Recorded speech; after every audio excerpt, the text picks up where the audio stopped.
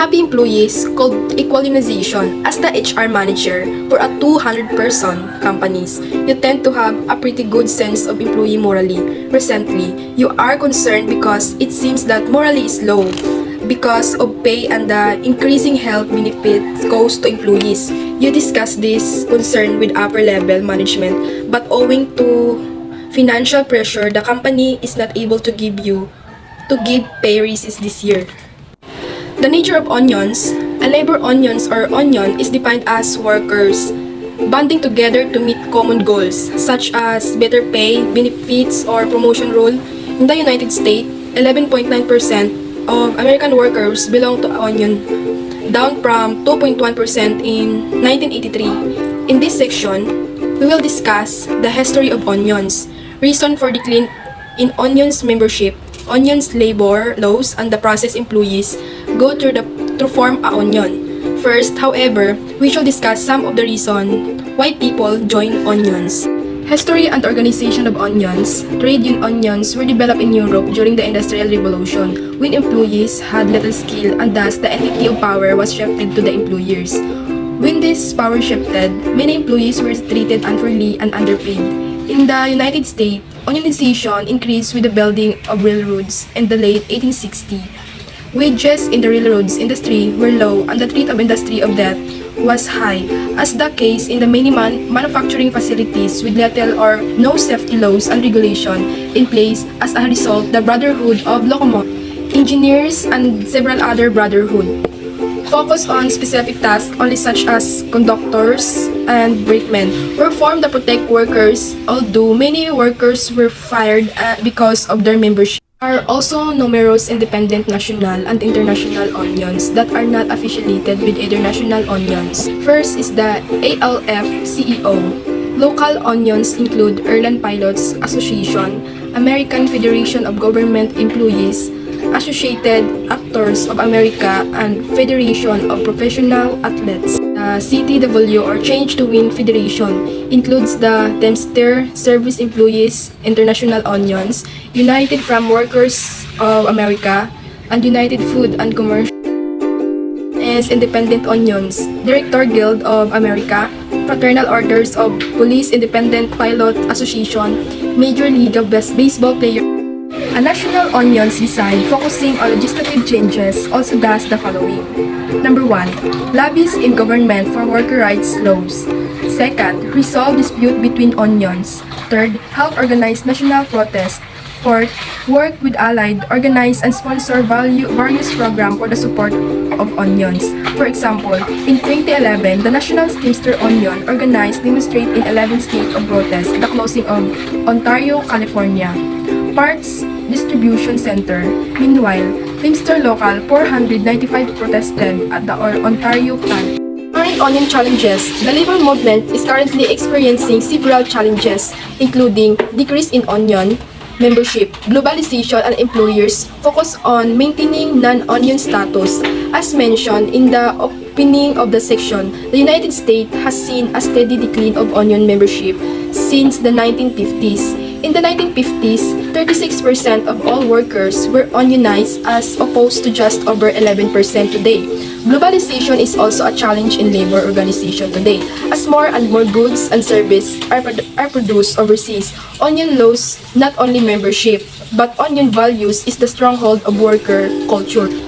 As globalization has increased, onion have continued to demand more governmental control, but have been only somewhat successful in this attempt. For example, free trade arguments such as the North America Free Trade Agreement or NAFTA have made it easier and more lucrative for companies to manufacture goods overseas. In this discussed in International HRM, page 421, for example, La-Z-Boy and Whirlpool closed production facilities in Dayton and Cleveland, Ohio, and built new factories in Mexico to take advantage of cheaper labor and less stringent environment standard globalization creates. Option for companies to produce goods whether they think it is best to produce. As a result, onion are fighting the globalization trend to try and keep jobs in the United States. Labor onion laws. The Railway Labor Act or RLA of 1926 originally applied to railroads and in 1936 was amended to cover airlines. The act received support from both management and unions. The goal of the act is to ensure no disruption of interstate commerce. The main provisions of the act include alternate dispute resolution, arbitration, and mediation to resolve labor dispute. Any dispute must be resolved in the manner before a strike can happen. The RLA is administered by the National Mediation Board or NMB or a federal agency and outlines very specific and detailed process for dispute resolution in this industry.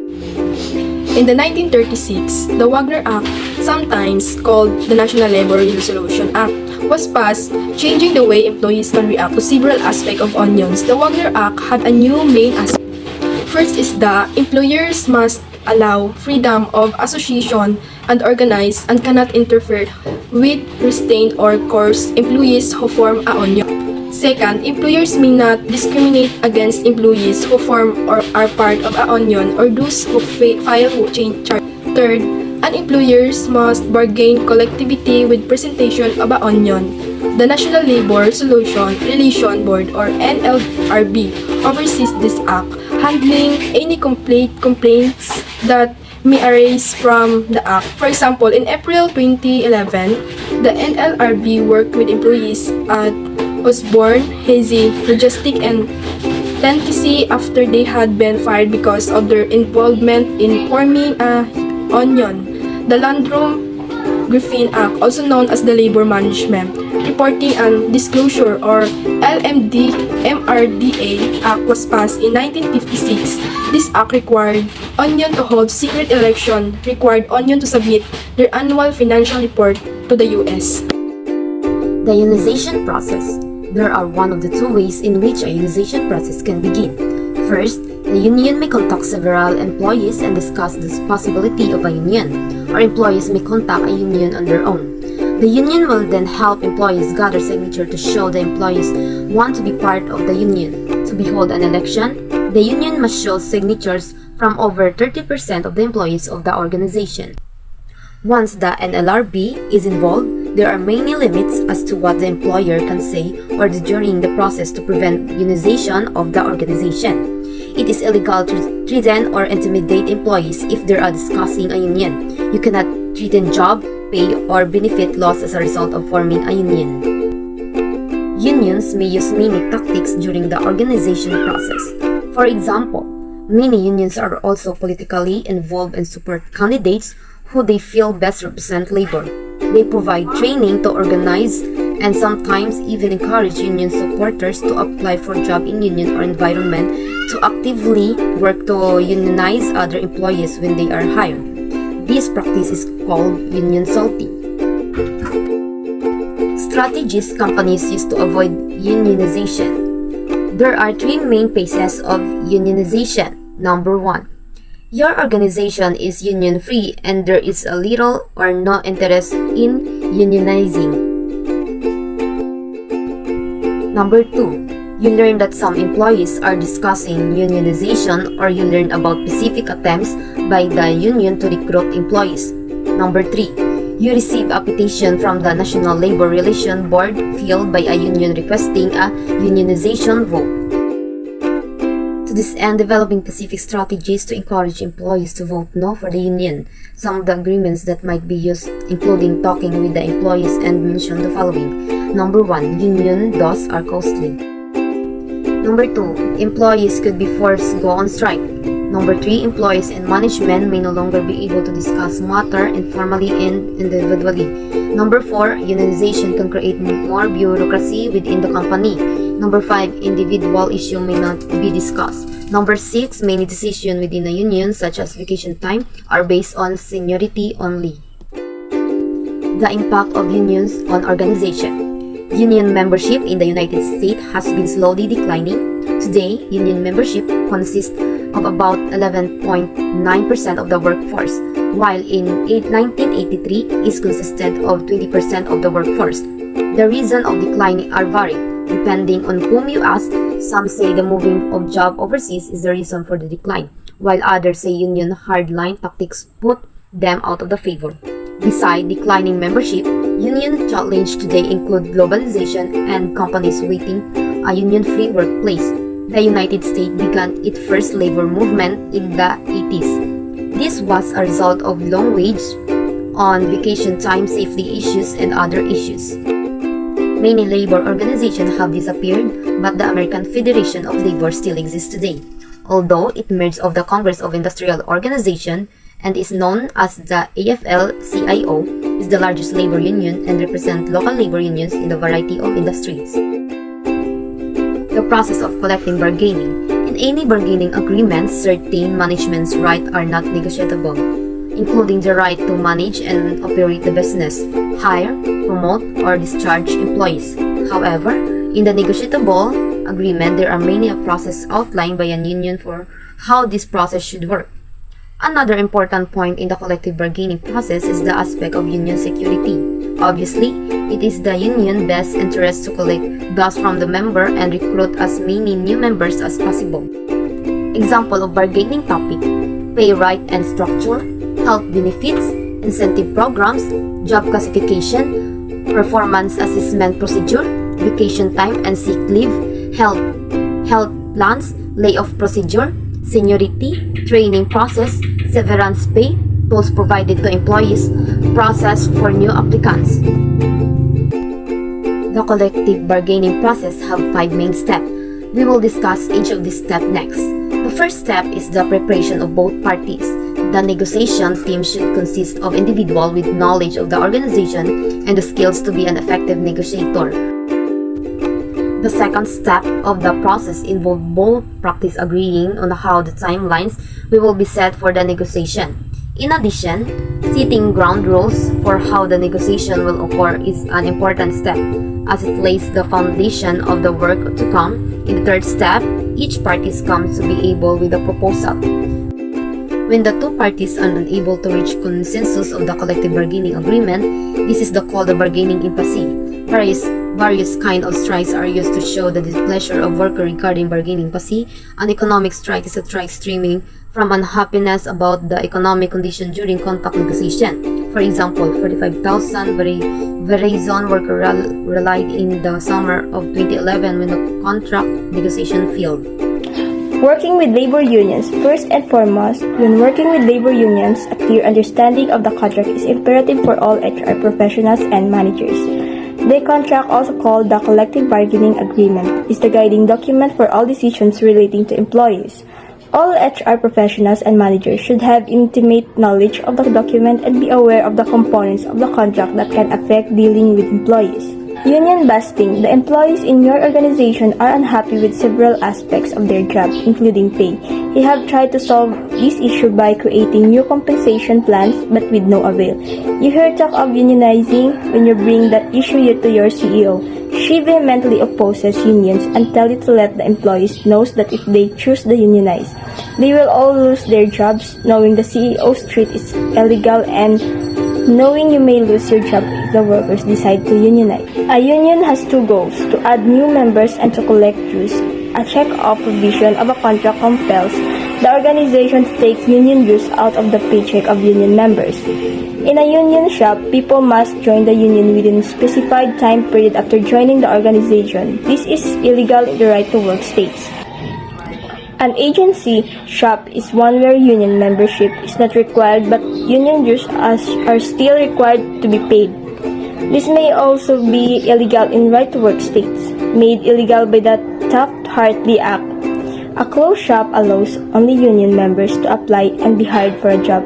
Collective bargaining is the process of negotiating and contact with union representatives. Collective bargaining, to be legal, must always be done in good faith. There are 3 categories of collective bargaining issues. Mandatory issues might include pay and benefits. Permissive bargaining items may include things such as drug testing or the required equipment the organization must supply to employees. Illegal issues are those things that cannot be discussed, which can include issues that could be considered discriminatory. The collective bargaining process can take time. Both parties prepare for the process by gathering information and reviewing all contracts. They then set timelines for the bargaining and reveal their wants and negotiate those wants. A bargaining impasse occurs when members cannot come to an agreement. When a bargaining impasse occurs, a strike or lockout of workers can occur. An economic strike occurs during negotiations, while an unfair labor practices strike can occur anytime. And during negotiations, a seek out can also be used when workers all in sick for the day. These strategies can be used to encourage the other side to agree to collective bargaining terms. Some tips for working with unions include knowing and following the contract, involving unions in company decisions, and communicating with transparency. Administration of the collective bargaining agreement. A grievance procedure or process is normally created with the collective bargaining agreement. The grievance procedure outlines the process by which grievances over contract violations will be handled. This will be the focus of our next section. Procedures for grievances. The first step is normally an informal conversation with the manager, employee, and possibly a union representative. Many grievances never go further than this step because often the complaint is a result of a misunderstanding. Some example of grievances might include the following. Number 1, one employee was promoted over another even though he had seniority. Number 2, an employee doesn't have the tools needed to perform his or her job as outlined in the contract. Number 3, an employee was terminated although the termination violated the rules of the contract. And number 4, an employee was improperly trained on chemical handling in the department. The grievance process is a formal process to address any complaints about contract violations. The grievance process varies from contract to contract. It is an important part of a contract that ensures a fair process for both union members and management.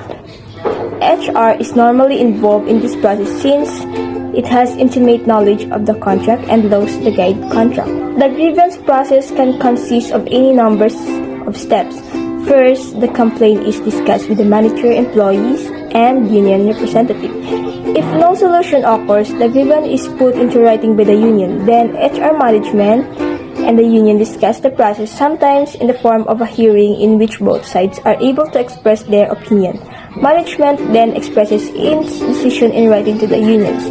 If the union decides to escalate the grievance may be brought to the national union for a decision. At this point, an arbitrator may be brought in suitable to both parties to make the final binding decision. There are 4 main types of grievance. First, the individual grievance is filed when members of the union feel mistreated. A group grievance occurs when several members of the union feel they have been mistreated and file grievance as a group. Our principal grievance may be filed on behalf of the union and is usually based on a larger issue, such as policy or contract issue. A union or policy grievance may be filed if the employee does not wish to file individually. Grievance should not be taken personally and should be considered a fair way in which to solve problems that can come up between the union and management.